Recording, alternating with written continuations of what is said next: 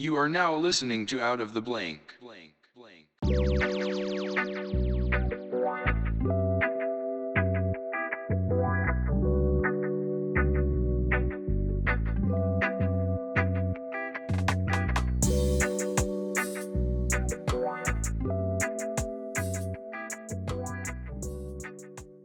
Welcome to another episode of Out of the Blank podcast. I'm here with Caitlin Barry. Hello. Hi. Introduce yourself to everybody. Tell them what you do professionally. So, my name's Caitlin. I'm a yoga teacher, and I also am a teacher of Reiki. I do energy healing, and I'm a wellness coach. So, I'm mostly focused on holistic healing. So, when it comes to overall wellness, do you see that it's more into not really in the physical aspect of things, but more in the spiritual aspect as well? It seems like when we think of the word wellness, it either comes down to two kind of factors. We talk about the nutritional and then we talk about the physical aspect, but I think people are leaving out another two factors when it comes to the spirit and the mind. Right. So, I view wellness and wellness in general is more like an integrated approach. So, the mind, the body, and the spirit. And in terms of our health, like if we have emotional blockages, if we have anything, because the body itself holds memory, it holds emotions. And if those emotions are, let's just say, negative, if we're holding on to the past, it will be stored in our body somewhere, and that could manifest into physical illnesses. So it's kind of like the approach of integrating all those aspects in order to find balance. Yeah, finding a sense of peace. I'm a fitness freak, so I know what it's like to, work out and, be physical, but I can tell you right now that's not going to bring you peace or wellness at all. It might make you look good on the outside, but there are things that lead up to end up where physical fitness can't really help, such as mental illness, like such as if you're dealing with depression, if you're dealing with these types of things.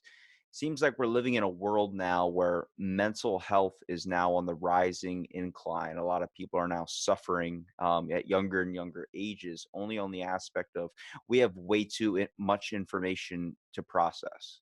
Right. That's so true.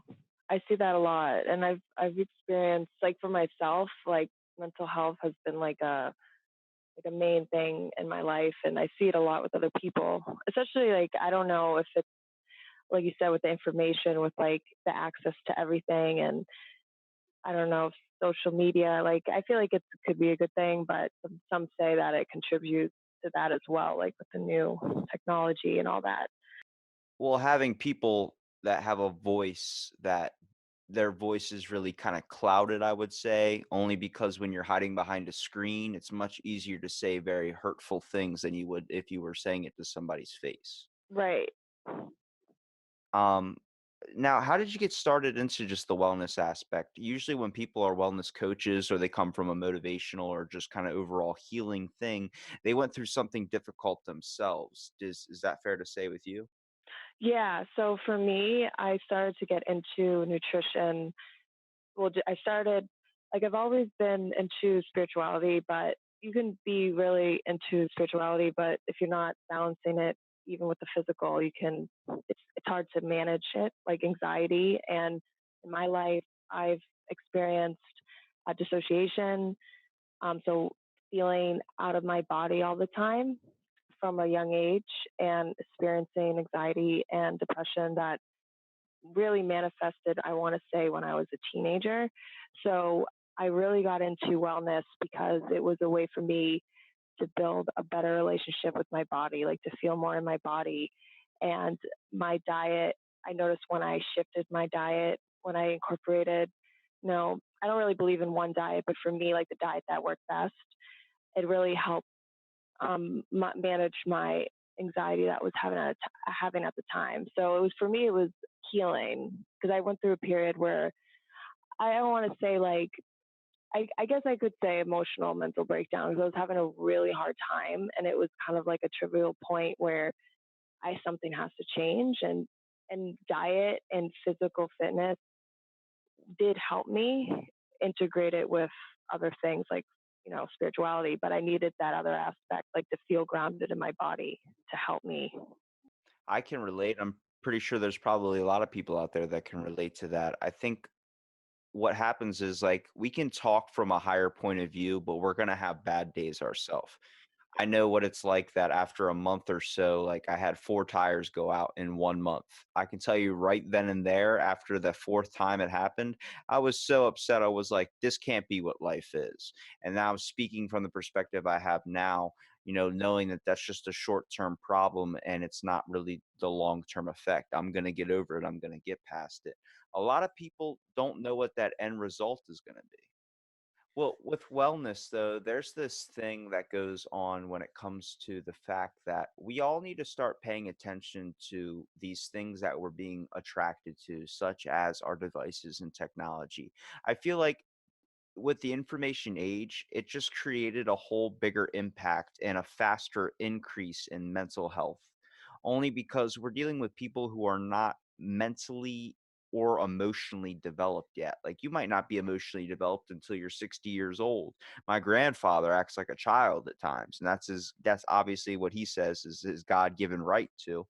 But it seems like people really mature at different rates. And if we allow this information and encounters with all these people who are thinking differently, who are acting differently based on whatever happened in their life or whatever they have yet to face, it's also creating what I would call desensis- desensitization. That's a long ass word, but it seems like that really kind of creates a lot of the conflict we see today, which is why you get to see a lot of people in their 30s, their 40s, and even younger starting to do yoga and these types of things to help overall process the information that they receive on a daily basis. Right. I agree with that. And yeah, the thing with like what you said with emotional maturity, like you said, there's so much information out there, and I feel like because if we don't know who we are first, it's so easy to kind of try to morph ourselves into what people want us to be based on what's out there and what's cool. And it can be really draining.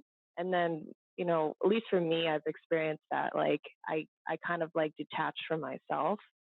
And I think with doing these things, it kind of helps us center and try to know who we really are, like ourselves, not so much like us in the outside world. Yeah, as much as I really kind of do talk a little bit of smack when it comes to Reiki, only because I have a family member who's a master Reiki practitioner. So it's more like when they're in your family, you're able to kind of throw a jab at it, mostly because it seems like every time they want to do a healing or something is at the worst inappropriate times. Like when I'm cooking food or boiling something, I'm like, you understand there's hot objects around, right? They're like, but you need this. I'm like, not right now. What I need is some cinnamon toast crunch for my cereal. But Yeah, it's a little silly. when it comes to energy healing, though, I like to bring up this aspect because talking to more and more individuals who practice this art, it is a type of thing that I think it's really noticeable when you're really in touch with your emotions and overall humanization of just us as a species, when you really feel connected to your roots and the world around you. It's the energy we give off. We've all met people in our lives who are so like have such good energy where you're like, holy shit, like you're pumped up, ready to go. Like, oh, like you got me energized. Let's go take a hike then. You sound like let's do it. You got me all into it. That's a good energy. Then we all know the people that are what we call a wet towel personality, where they're like, well, I guess we can do that. And you're like, dude, I feel like talking to you is like walking through quicksand. Right, And I think right, it's something noticeable too when you're really kind of in touch with one's kind of, I wouldn't say your third eye, but more of a mental aspect of things and more in touch with your spirit is when you start noticing people that are going through things. You start noticing detail when you really open your eyes. You look at somebody and you can say, wow, they look like they're having a really rough day. You know, it that little slight notice, and if you decide to act on it, you can really increase someone's spirit and overall mood when you choose to help them out or maybe just give them an ear to talk to. right. And yeah, so with energy healing in general, like you said, just from a mental perspective, I think when we get out of our heads, we're able to be more aware. And with energy healing, it's kind of like the concept, if you aren't open to it, you can't really feel it, but it's really that awareness. So, like, if you're more open to experiencing something, it's kind of like I don't know, the law of attraction would be a good example, but like if you have the mindset of something's not going to work, it's not going to work. But Yeah. it's really mental, because like anything that we experience is mental. Anything that we experience is from inside. Whatever we think is going to manifest outwardly. So that's why it's like, we could say it works, we can say it doesn't work, but regardless of, it's really what we determine as real, I guess. But I think when we're more sensitive, like we're more aware, because being sensitive is just being sensitive to energy, because we all have the ability, like you said, to read energy. Like that's something we do naturally. I think anyone Being can empathic. manifest. Yeah, and I think the more aware people are, the more empathic they become. Because I think that's the whole point of being empathic is just being aware, being sensitive, and that's being more conscious. I think that's why I think anyone could be conscious and be empathic and be, a healer, or have, psychic abilities, if you want to say, because it's just you're becoming more open. Could you give me an example of how you've maybe become empathic into your own life, just with kind of going into this more of a spiritual aspect of things in your everyday life? For me, it's well, I've always been super sensitive, but like to be empathic and have compassion, I think it's me relating to someone else. So like I think my like if I am able to relate to someone else, or see myself outside of it, step myself outside of myself to look at someone else without that like attachment, without making it all about me, like I'm able to be more empathetic, if that makes sense. Like, It really does. I think a lot of people also get that word empathy, or kind of putting oneself or putting someone else's feelings in front of your own, as like they think it's like, oh, that's not my job. I shouldn't have to put someone else's emotions in front of my own. I should only have to care for myself. It's like that's not really what being empathic is about. What empathy is about, yeah, you can be, I'm a very independent person, but I still care about others. If I see somebody struggling on the street, hell, I was at the store this morning, and this woman had a bunch of items in her thing. We're just talking. She was like, "Yeah, I'm buying something for the grandkids, this going on thing." I'm like, "Oh, that's nice." I'm like, "I usually just, get something at Dollar Tree." And I think honestly, when it comes to like gifts and stuff, I'm just happy with a card. And she's like, "Can you be my grandkid?" I was like, "Yeah, okay." Like, like laughing and joking. Then she goes to buy her stuff, she can't fit any of her items in her cart. Like with the bag and everything, she's like, "Oh, it doesn't fit now that I got almost all shoved in one bag." And I was like, "Do you need help carrying your stuff to your groceries, like to your car?" And she goes, "Oh no, I think I got it. Thank you so much. You're a nice young man." And I was just like, "Yeah." I'm like, but I didn't even think about it, because you shouldn't have to pay, or you shouldn't have to thank someone for just doing an act of what should be called being human.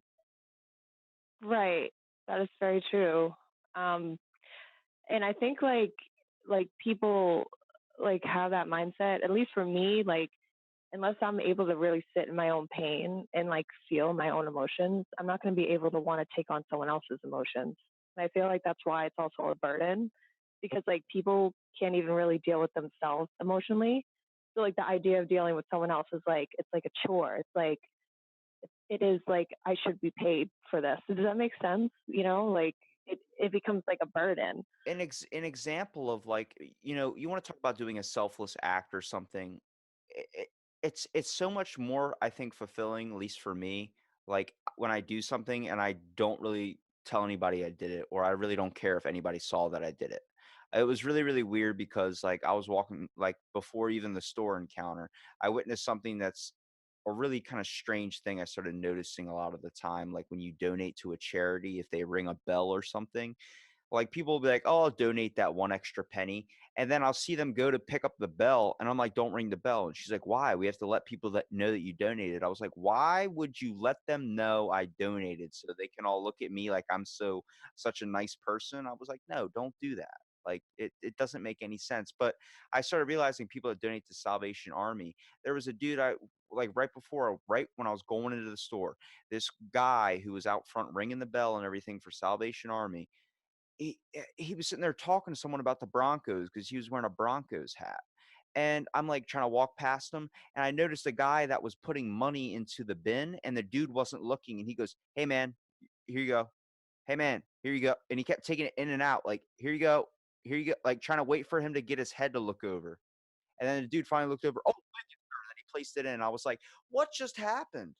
I was like, "Did that like you can't just walk by and throw it in there. Who cares if he looks or not? He's gonna notice there's money in there. He's not gonna remember your name." And I'm just sitting there thinking, like, for us to help one another, we have to get gratitude for it. We have to be thank you. We have to do this. Yeah, if I hold the door open for you, I would like a thank you. And I'd be like, "You're welcome." But at the same time, it's like when it comes to thinking if you're really going to be responsible and donate to charity, have we lost our way when we stop doing this adopted thing really just for our own personal gain? Yeah, I think unfortunately a lot of people that's the truth, which is why I think the concept of being empathetic, like you said, and doing these things are so big. But it's like you said, it's really not. It's human. It's really how we naturally, like, the more aware we are, that's how it naturally is like. And I do see that a lot in myself, like with myself, with like people. Like, I live in Boston, and it's the same thing. And it's more. It seems like it's more about like like the act, and like it's fulfilling. But if it can't be fulfilling like on your own, like privately, like what's the difference if you tell other people about it? It's really for your own, like, I don't know, image, like you said. Yeah, it's more of an ego thing. It's like, oh, I want people to know that I donated so they can appraise me for that brief moment. And you feel like you're accepted. I'm like, I think we should start looking at that as being a little bit weird, you know? I think you shouldn't have to acknowledge somebody for doing what they're not really what their job is, but what they're supposed to be doing as humans. We're literally all sharing the earth together. It's really dumb to think that we don't affect each other's lives. I mean, on an Right. everyday basis, from the energy we give off to the acts that we do in our everyday life, it affects something out there. It might create a ripple effect that might affect somebody else. I mean, you can experience that when you go to the drive-through and you pull up to go pay for your meal, and someone's like, "Oh, the person in front of you paid for your meal." You're like, "Oh shit, I'm having a great day." You're not even going to know who that person was, and you want to drive after them and thank you, but next thing you know, you pay it forward, and then bam, someone else behind you who might not have enough money gets a free meal. It's like, does it mean that's what you have to do all the time? No, but those little things can, you know, affect the world. Right. Do you feel like that services for like healing, like, what is your view on that? Like, do you feel those things should be like an exchange? Like, because you said you have someone in your family that teaches or does Reiki, like, just from another person's point of view, do you feel like that should be like like services like that should be free, or do you feel like there's a difference?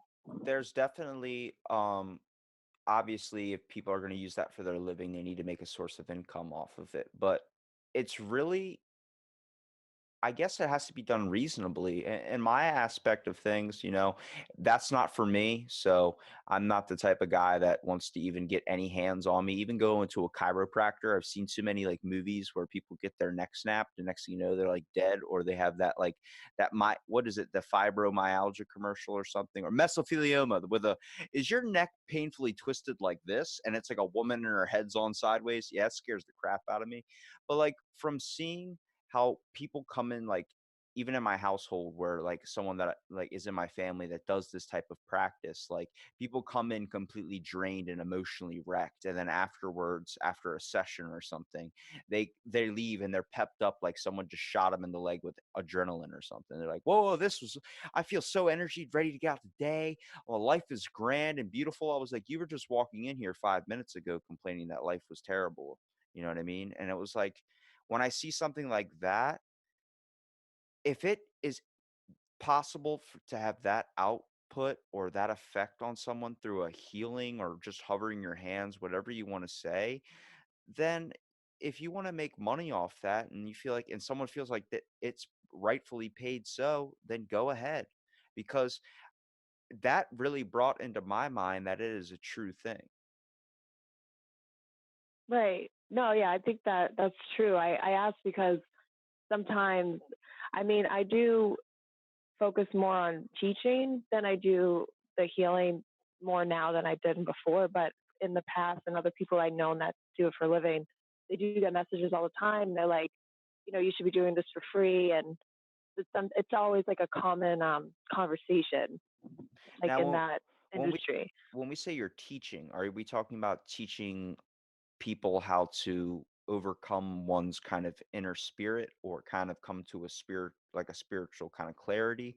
Or are we talking about you're teaching other Reiki people that want to learn how to discover this and become a practitioner themselves? So both. So teaching yoga, and then I say coaching, but it can be teaching, like giving advice on nutrition and wellness, and then teaching other people to do Reiki. Yeah. So yes, it's both of those. So how do you teach them? How do you teach someone to come to a spiritual kind of clarity or teach someone to become a Reiki practitioner? So when it comes to clarity, I only could teach as far as I've come in my life and consciously. So I really just focus on like shifting awareness and based on where they are. So for me, I used to be a love addict, and that is something that I've overcome. So like if someone came to me and they're really trying to work on self love and break through like some sort of addiction based on what I've experienced, like that's what I would help them overcome. And with Reiki and energy healing, I should say, in general, I just focus on, in a Reiki class, you learn symbols, but you also learn the chakras and how to do certain meditations and protect your energy. So it's kind of like, I guess, like a energy healing class in general, like how to use that in your day to day life and how to use it as a business. So that's what I focus on. So what exactly about Reiki chakras though? Because I'm a little bit kind of new to the whole symbolism and all that behind it. Are we talking about like is there from what I know there's only 7 chakras. Mm. There's a lot of chakras in a body. There's many energy points. I don't know. I think it's 112. I'm not 100% sure. I would have to Holy research shit. that. I got off Um, really far from 7. There's 102. Good guess. oh, but there's mainly the seven are like the main ones that we work with. But there's many energy points in the body, but the seven are the main ones. And the I don't know if you're familiar with the colors of them, but like the root is like where the space of the spine, and I can go through them. Yeah, let's do it. I mean, I'm guessing they all probably fall around the same primary colors. It seems like a lot of what happens to do with color links into a lot of what we consider energies, such as red giving off a hot emotion or a fiery energy. I'm guessing the chakras are probably colored like red, orange, yellow, blue, green. Right. Yeah. Yeah, yeah. So what's And the first one? What's the first one? the root is the first, and that is the base of spine. It's really about your place in the world. So, like, if you have a balanced root chakra, you would feel like you know your place in the world, you know who you are, you know your like your sense of direction. And if it's imbalanced, it would feel like you don't know who you are. Like maybe you lack a sense of self and you don't know where you're going in life. You don't know what your passions are, I should say. Like that would be like an imbalanced root chakra. And like when it comes to like inner child work and healing, there's a lot of work in the lower one. So like the root and the sacral and like the solar plexus. So relating But it the kind of to the ground. That's why it's called the root. right, right, exactly. Yeah. And the sacral is where our sexual organs are. It's it's sexual energy, but that's where a lot of our trauma is stored. So if you're a sexual abuse survivor or just any type of abuse, a lot of your energy, a lot of that energy is going to be in that area. And it's also creativity because sexual energy is creative energy. So let's just Passion. say, right. And if it's balanced, you're very comfortable with, your sexuality. There's a balance with indulgence. So like if it's overactive or imbalanced, like you may have a tendency to overindulge. So And like a lot of the chicks, overindulgence leads to guilt. exactly, yes, guilt and shame and all that, and yes. So with creativity, when that's balanced, it really helps with that's the area of that because it Helps has to probably do, keep a clear mind too. yeah. And so the stomach area is the solar plexus, and that's like I want to say that's also with the inner child as well, like those three. But the solar plexus is also with creativity, but feeling like really playful and like if you want to be not so serious, I guess, like if you feel really serious and really disconnected to your inner child, working with the solar plexus is a good area.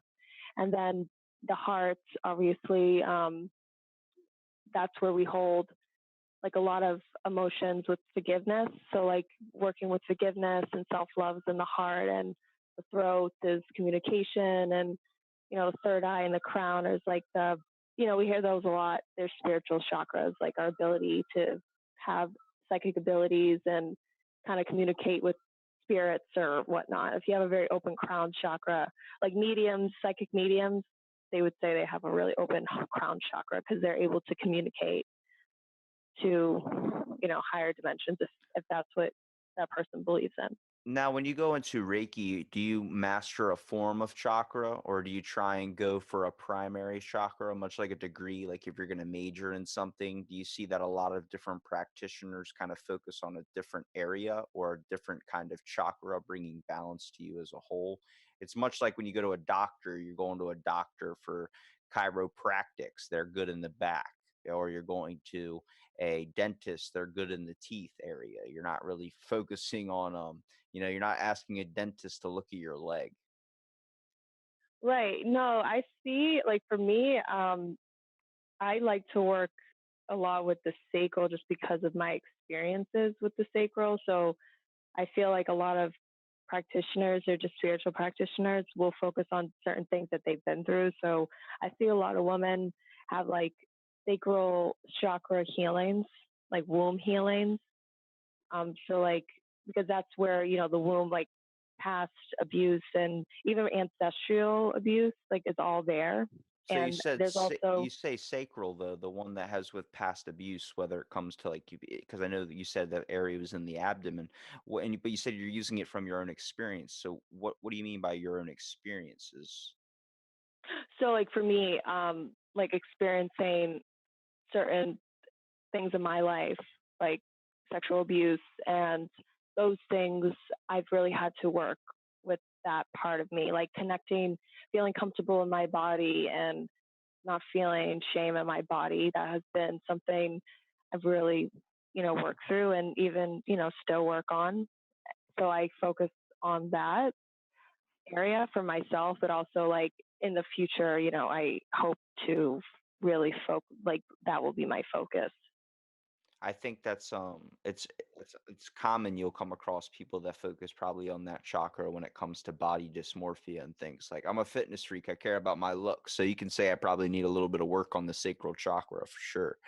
Um but from past experience like sexual abuse, like what can you clarify a little bit more on that if you don't mind me asking? I don't want to feel like I'm prying or anything, but I'm kind of curious. Yeah, so like people who experience sexual trauma, like in their childhoods, and even people as adults, rape. I know a few people that have experienced that. That that is, the connection there. Like What about your even if personal though? Like, what about your personal experience? I find that like with a lot of addicts or people that suffer from addiction, it's much easier understood if it comes from someone that used to be an addict, coming from a place of experience, like we're talking about. Right. So for me, like experiencing that in my life, sexual abuse, um, in my childhood, I actually haven't openly talked about it yet, but Oh, I if you do don't feel sometimes. comfortable talking about it, Um, that's fine. I mean, oh no, I'm not I I'm don't not here mind to briefly pry at all. talking Trust about it. No, it's okay, but I will like, you know, for others, some people will relate. And in my life, experiencing that sexual abuse as a child, it also manifested in my relationship too, like with men. I've experienced, because you can experience sexual abuse in anything. It doesn't have to be, you can even experience sexual abuse in a relationship. Like if you're dating Trust me, I someone, know. You don't hear it right? really a lot of the times coming from a guy's perspective. Yeah, that's so true. Yeah, I don't, we don't. I used to get sexually abused too. I got thrown through a fucking table one time. It's not my fault she knew MMA, which I kind of liked though, because I felt like if I got out of place, I could kind of get thrown apart. But eventually it was like, I don't feel comfortable. You know what I mean? There's that point. And obviously there's other cases where that happens too. I think that it's more commonly, obviously, in women, just because the whole power kind of nurture versus nature aspect of things. Right. And also like when you're speaking about like addiction, like love addiction, sex addiction, like people who experience that, and I can speak on, love addiction. I think it's like this weird kind of relationship where it's like you feel a lot of shame and disgust towards something because it is attached to trauma, but at the same time it's like you're conditioned to believe, like if you're not doing that, like if you don't have a partner, or if you don't have that fill, or you're not seen in that like sexual way, you don't feel worthy. And I've experienced that, and I see that with other people, like, people who experience that, like they tend to, it's like a it's overdone, because it's like if they're not doing it, it's, there's the addiction part of it, but there's also like this feeling of, you have to, because your boundaries were crossed, and then going forward in your life, you just continue that pattern. When you start like being a love addict, like that word, like how can you be addicted to love? It's like it's the same thing, you could be addicted to food. You that stimulant, that hormone that your brain starts feeling, a little feeling of feeling like you're worth to somebody, or you have this fluttering in your heart, this thing that people try and go after, that spend years and years and years and may never find. Hopefully they find it one day, but to feel like you might have what they call love, and a lot of people are like, how do you know what love is? It's like it it, Yeah. it just hits you. And sometimes you get what we call false love when you're in a relationship and you're like, oh, I have to do this because this is how a relationship works problems out. Maybe this will happen, maybe this will happen. Then they always tell you, oh, it'll never change, that's not love. And then you end up figuring out later down the road. It takes a while though, because that word love is so thrown around nowadays, and it's so influenced when we're kids too. Like, how many movies did you watch where the princess gets the prince, or something happens where it's a love movie? That's so influenced into our culture, where people start going head over heels and not really deciphering what they are actually feeling. Is it passion, or is it truly something where you would do anything for that one person? Well, for me, it's passion, because passion, like when we feel loved, if you haven't experienced like real unconditional love in childhood, and unfortunately most people don't, because we're not taught self love, and you only can really love someone unconditionally if you learn to love yourself, right? So for those who, like me, like my experience with love addiction, it was, I will say, like I generally love those people, but at the same time, like it could even be like a fantasy, because once that high feeling crashes down, I noticed that like when I've experienced that and then it crashes, I kind of go back to feeling like this empty void. And that's why, when you have a love addiction, when you always have to be in a relationship, what you're really chasing is something to fulfill you, because you have this concept of what you need is outside and it's from someone else. And it's, It's very common for guys to kind of have that kind of thought in a way too, what they call love addiction or whatever. It's a lot of the times, there's this good reference for any guys out there: before you hang out with someone, just jack off, just do it. just before you go, I know that sounds like sounds immature, but the reason why is because you can't decipher what your true feelings are when you're basically revved up. You know, all Yeah. you're thinking is literally with your dick. You're like, and I've had it happen before where before I'm like, do I want to actually hang out with this girl?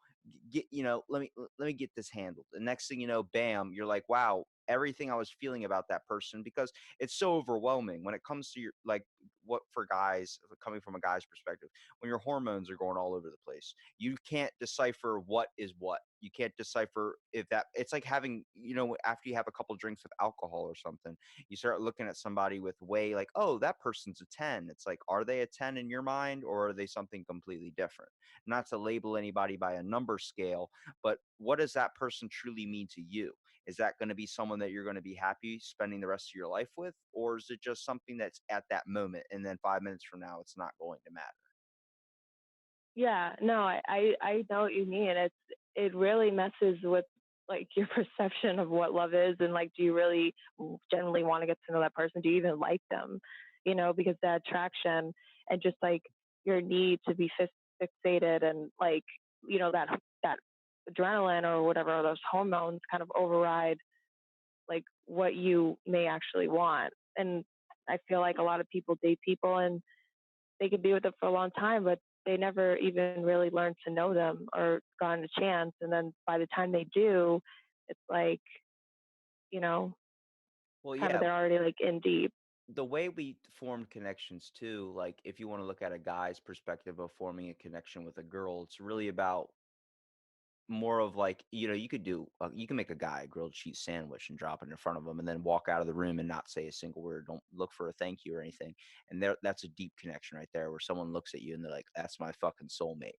But for a woman, coming from especially someone that, not only women but people that are more in touch with their emotions as well, that connection is formed, especially like in sexual things. That's a body connection. You're literally like, you're forming kind of that connection with somebody at the time. And that's what a lot of guys don't understand is, when it comes from a male's perspective, it's something like, oh, we could just do this and bang it out or whatever. But it's not like, you don't have to care about that person, per se. They just want to get the act over with. But for a woman, it's more of a sense of like, I'm letting you inside of me. So it's like, I'm letting you literally a piece of me. I'm opening up to you. You know what I mean? There's that deep connection in it as well. I think a lot of people don't understand when it comes to our emotions. I think that is why yoga is a major benefit. Even though I'm not the type of guy to pull out a yoga mat, I've tried it. It's just not for me. Mostly because I have ADHD, and every time I'm trying to do a pose, I'm like, oh shit. Like, I'm already starting to think like 30 thoughts ahead. Like, what am I going to have for lunch? What am I going to have for dinner? What am I going to do 5 minutes from now when this yoga pose is over? I definitely have to fart right now. These are all things that go into my head. So it makes it difficult for me to find a common ground with yoga. But when yoga comes to the overall balance, it also helps sift through your emotions. I think that also brings a form of clarity as well. And I think as a yoga teacher, you can probably speak a little bit on that. Yeah. So with yoga, a lot of people, especially like in the West, like this part of the world, we really think yoga is the physical practice, but that is only something that helps us transition into meditation. It's not really, such a small part of yoga. And we can practice yoga based on like the philosophies of yoga. And like, for example, one of the philosophies of yoga is to practice cleanliness, like being clean, like in our home, and like eating clean food, and just really viewing the body as a temple. So like even the partners that we choose to have and the food we choose to eat, like that itself is practicing yoga. Like you could practice yoga without doing the physical part of yoga, but the physical part of yoga does help us ground us. But I think with, yoga in general, it really does help us find that balance. Is that your? I totally lost. I kind of have a little bit of ADHD too, so I kind of lost it a little bit. Um, what were you? That's what you were asking, right? The yoga, Yeah. the balance. Yeah. Well, what are your forms of meditation? I would say, like, a lot of people try and, I think they think of meditation as like you have to pop open like a, like a, like, I guess, sit.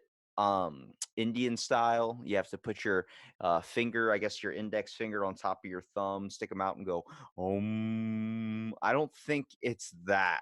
I think meditation is No. more about, taking a minute to sit and truly in silence try and think inside of oneself. So many times, like a lot of people, like, for me, I write a little bit of poetry. For me to get into that aspect, I literally have to shut all sounds out and kind of just sit in my thoughts. And when I sit in my thoughts and express them on the paper, that's the same thing you can do with meditation. In form of meditation, you literally have to try and balance everything out, all the outcoming noise, all the information that your body's trying to perceive, your brain's trying to perceive around you, and try and encapsulate yourself inside of yourself to find your inner wants, everything. Because when you sit inside of your head, a lot of people don't like doing it, especially people that daydream. They just feel like they're locked in with their thoughts all the time and they can't be alone with them. Me, I have some pretty crazy thoughts, so I try and stay the best outside and doing stuff, mostly because I don't like sitting with my thoughts. But if you take time to sit there and look at things, the stuff that it's pointing out that you don't want to work on, you don't want to notice, are the things that are really hurting you and creating kind of chains in a way, keeping you grounded to a really bad emotional spot. Right. And like for meditation for me, like I couldn't even really begin to meditate until I really dealt with those thoughts or those things that were bothering me. Because I feel like we hear a lot, oh, if you're experiencing depression and anxiety, meditate. But the thing is like if you can't sit in your feelings, like if you can't deal and be present even in the pain, you're not going to be present in the moment because the moment is like what you're feeling, like you're feeling pain in that moment. And I think meditation can be whatever can help you be in the moment, regardless if it's pain or something pleasurable or bliss or whatever, we want to call it. So for me, like until I really learned to deal with those things, I couldn't even get to a place where I could sit down and meditate. Because I think like that's a practice in itself. And but meditation, like you said, doesn't even have to be that. It can be, like you said, writing poetry, it can be cooking, it can be walking. It's just really focusing on our breath and like being in our body. Like I don't think it has to be like the traditional sitting down, like the mantras and like our hand gestures. Like there's spiritual things behind that, but But they're more like tools to help you get. right, exactly. Like they're just tools to help us get to that state. But a lot of that is just really dealing with our pain and dealing with our body. So like if you do struggle with thoughts and depression and love addiction or whatever, like that's all manifested in your body. Like you have to learn to deal with that before you even like get to that. That's my perception. How do you try and teach people to heal themselves if you haven't truly overcome healing, though? It seems like a lot of people are going to ask that question because they feel like, how are you going to be able to give insight into my own life? And I always try and bring in the rationalization of, even though there's a therapist and you're going to a therapist, if you just ask your therapist what types of problems they suffer from, they'll literally tell you their own therapist. Because surprisingly, a lot of people that are dived into the realm of psychology have mental health problems. That's why they're so fascinated with it. And that's obviously why we have this title that's called, you can diagnose somebody else, but you can't diagnose yourself, because you need that extra insight. You need that outside perspective. You can't sit there and be able to, you know, fix yourself, clarify yourself, come to your own conclusions and fix everything, every problem in your life, because you're dealing with that stuff and you're surrounded by stress. Sometimes you need that outsider's perspective.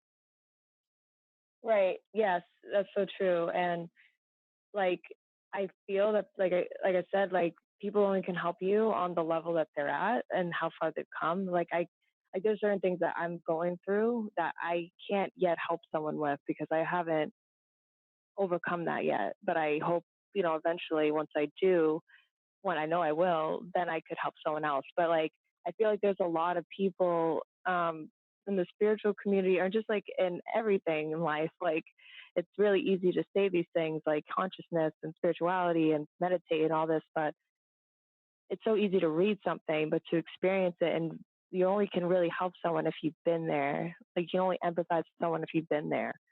So like I think it's really just finding someone that who understand your story, and then they've overcome a certain area in their life and then work with that person. And I think that's why certain people can change who they go to for help, like coaches or therapists, because, as we evolve and we overcome certain things, like we may work with someone else and we may work with, after that, someone else. And it's just continuing to like relate to people based on where we're at consciously. What tools would you suggest for people trying to become healers of themselves as well? Um, to really just heal them, like really sit in your pain and really be present in your pain, not try to bypass it. And More like be aware of what's going on around you. Stop pushing it down or pushing it to the next thing, or be like, I'll handle that tomorrow. yeah, and just like also work with another healer, someone that's not going to really give you the answers, but someone that's going to help you heal yourself or teach you the tools to heal yourself, and really kind of spend some time alone for a little while, like you know have some time to really get to know who you are and feel connected to yourself Would you say before. would you say that creating more of a positive environment helps out as well too? I see like a lot of benefit from people that start doing things that they really enjoy doing, such as seeing a movie with friends or hanging out with friends in general, seems to create a overall positive stimulant into their own life that affects their mood. Yeah, so yeah, definitely doing things that are fun and make you happy, and lighthearted things. I think that helps a lot, especially if you have depression or anxiety. Kind of just have that as like a support too. I find that helpful. I mean, like continuing to have social relationships with people that make us feel good and are not draining. Surrounding yourself with positive influences instead of being surrounded by the negative ones. I think if the world becomes a little bit more empathetic or positive, we're going to see a lot more people that are willing to go outside rather than when they get home feel like they don't want to go anywhere because the world kind of gets a little bit draining. I think like I had someone tell me about this, like when it comes to everyone's like a bucket, they can only handle a certain amount of like things inside of their bucket, and then when you're a person just pouring out your problems onto everyone or just bringing it around you all the time, you're dipping into other people's buckets. You're throwing stuff in there rather than taking something out, and that's where we start to create people that get annoyed by the world or just feel like they can't handle it at times, is because I think as people we give off this energy that's like overworked and too much. And I think that's why we need to have these days to reset, because life is a tasking process. It's not exactly fun a lot of the time. A lot of the time it's work, but it's to an eventual payoff. Do I know what that payoff is? I really don't. But I think when you start feeling like you're on track to something, when you start feeling clear or open minded or just overall well when it comes to the things you're doing in your life and the direction you're going, then I think that's a start. Yeah, and like having something like a creative outlet too, like poetry, like you said, poetry. Like for me, I like writing, and just kind of that be part of it too. Like have something that excites you. It doesn't feel like a chore. Do you feel like when it comes to writing, you write a lot of motivational things? Um, I do, but I really like writing. I want to say darker things. Like I'm a really positive person, but I'm not someone that's like afraid to talk about deeper, darker subjects. So Yeah, you sometimes I write do you talk write to about. express pain. I get it. Right. So I do tend to talk about things like that, maybe a little bit darker, or like about the shadow side, and depression, or heartbreak and pain. But some people, yeah, like I don't know, maybe that's not as positive, but I that's how I express myself sometimes. Like I kind of like to do both, but I I don't. mean, when I write poetry, it's nothing that's like, oh, a pretty flower or a pretty bird. It's more of painful things, but it's just stuff that helps me get my thoughts or what I'm feeling at that time out. We all have those hours in our day or maybe late at night where it's like you have so much emotions running through you that you need to express them in some form. And writing is a good tool for that, much as like creating a song or doing something you're passionate about. I find that like if I don't work out, I have these like demons that kind of chase me in a way, more like they're there like, oh, my mind's not shutting down. I haven't had my therapy session or my stress relief. And that's what I get from picking up a weight. And it's different for each person. You know, sometimes you can build furniture and get the same stimulant from it.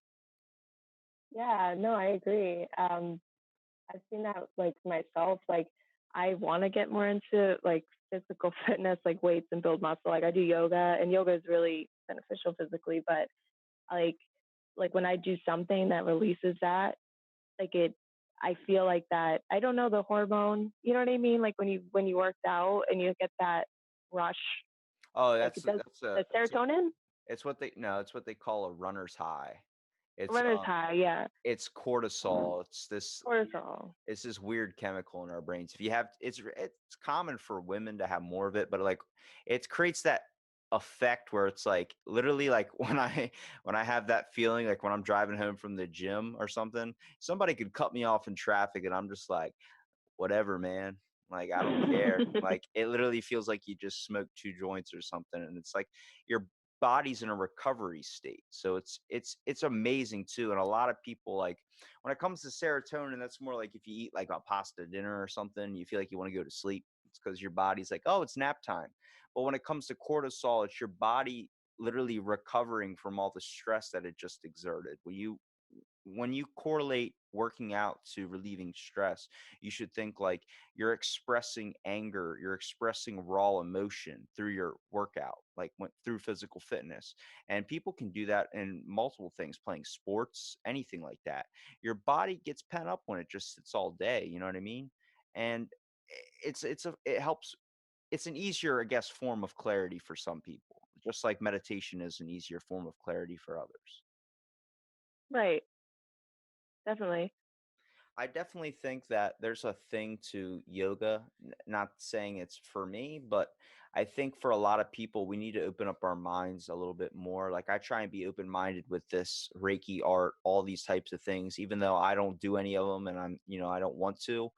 I think it's not right to completely dismiss it. Like, as a Reiki practitioner yourself, do you feel like a lot of people are dismissive to it because they correlate it to things that aren't essentially influenced into a lot of what we have modern day use of it, such as like people always go like, oh, are you talking about like Reiki's like energy healing when it comes to like somebody like being a psychic or using tarot cards or something? I'm like, no, I think you're getting a very, very Hollywooded up version of what people actually use this as.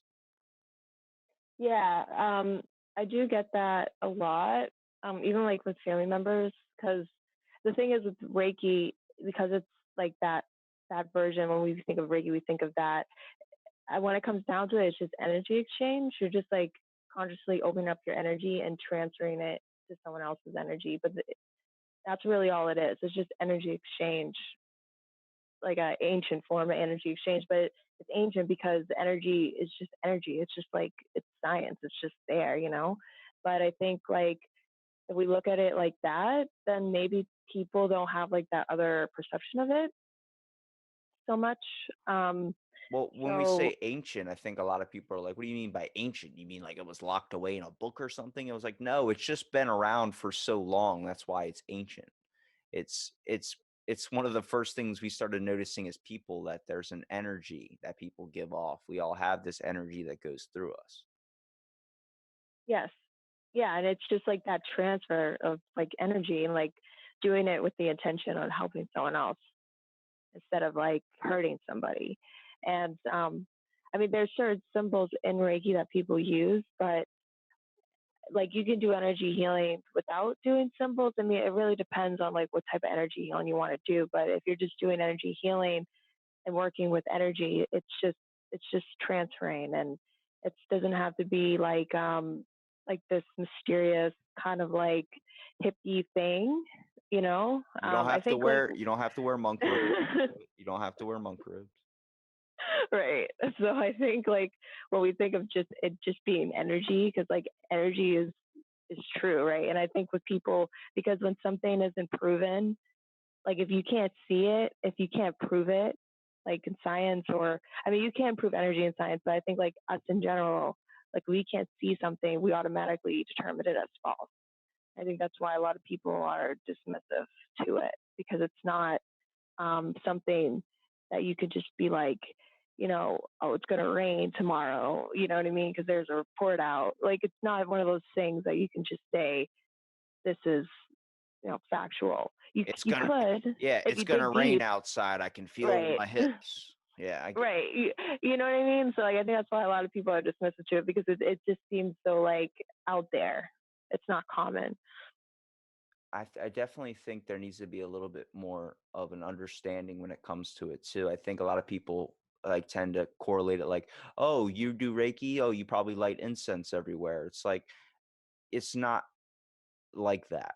A lot of the times it's people that are trying to find like it's another way of trying to help oneself. And if this is something that helps other people get to that, helps people focus and helps people clear their mind, helps people become more positive, then it shouldn't be dismissed.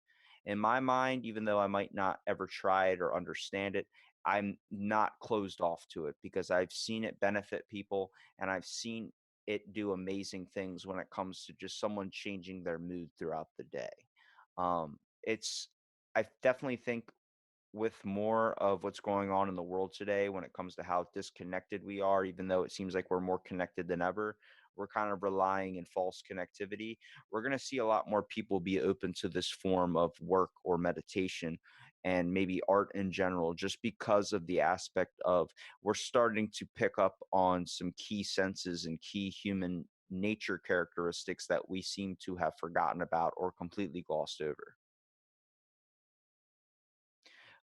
Now, Caitlin, would you say that in the future you're going to see you think that there's going to be more people that are going to be empathetic just with how mental health is such a big influence, or do you think that people are going to keep getting worse?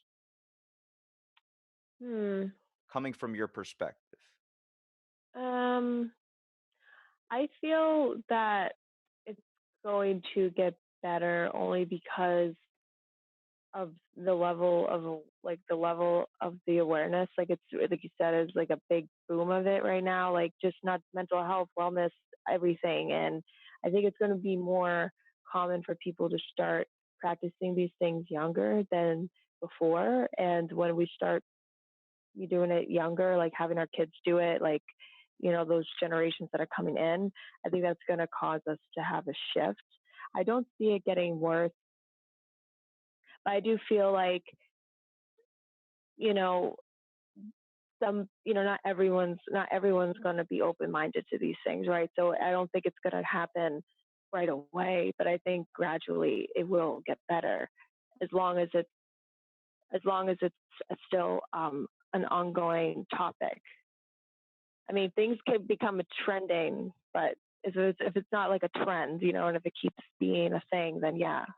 I see changes in the school district starting to focus on, instead of doing like recess or timeouts, they're doing a thing of meditation classes and starting to see an overall effect at a younger age. If we're able to incorporate that in there, it might help create people that are more um, critical thinkers, such as when they get into a jam or they get into a place. It seems like when a problem happens, we get overwhelmed. We don't know how to deal with it. We immediately get emotional, or we get angry, or we get something. And when you have that minute to kind of stop, take track of what's going on around you, think real thick, like think first and then act. You start to find a form of clarity. So more people are going to become meditators when they get older, or people are going to have that minute at their job where their boss drops a bunch of work on their desk. They're going to have to work late at night, even though they want to go home and see a kid or something. They stop, take a deep breath, think it through, and then focus on the problem at hand. And then you find clearer people. Yeah, and I think even with like technology, we don't really have to work anywhere. I think like we'll start working at home more, like people who have like office jobs or whatever they're doing. It's not going to be mandatory to be at a certain location. And I think with that, it will give us more room to actually do those things. Like if we want to, like just do anything that we enjoy and, you know, our sleep will improve. Like I think with that shift too, it will help with that as well. Well, Caitlin, thank you so much for doing the podcast. I really appreciate it. I want to give you here kind of a, it's funny. You said in the beginning that he got to work on your talking, but I think you did just fine. Oh, thank you. I appreciate you doing the podcast. I don't know if this is your first one you've ever been on, but it was nice to be able to talk to you. Yeah, Uh, it is. It is my first podcast. well, I want to give you here a minute at the end to kind of promote your content so people can find your work. Okay, great. Um, so my Instagram, for those if you're interested in learning more about what I do, is Sahara SAHARA .anima ANIMA, and you can also reach me at my website at animaintuitivehealing.com. There's a link in my Instagram that goes to my website. And pretty much right now, I do offer wellness coaching and I do teach yoga in Boston. So if you're in the Boston area, feel free to reach out to me. I do workshops and I will be working on doing healing retreats in the future. Well, do you want to sign us off there, Caitlin? Yes, sign us off like and the podcast or Yeah. What do you want to, how do you want oh to end it? Um, thank you for listening to this podcast. I really enjoyed doing this with you. Thank you for inviting me on, and I hope you guys enjoyed this episode. And eat a grilled cheese. And eat a grilled cheese mindfully.